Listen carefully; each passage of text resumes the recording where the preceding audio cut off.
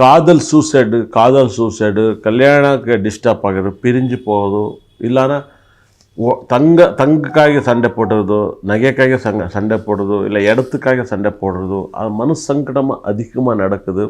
அதே மாதிரி வயிற்று வலி எதாவது வருது. அதே மாதிரி நிறைய நெகட்டிவ் நிறைய இருக்குது. அதே மாதிரி 7.5 சனி அதில் பாதி நடந்துக்குது. இன்னும் உங்களுக்கு கிட்டத்தட்ட 3.5 வருஷம் 4.5 வருஷத்தில் ப்ராப்ளம் இருக்குது. ஆனால் இருந்தாலும் கூட இந்த மந்த்து ரொம்ப டேஞ்சரான ராசி தான்.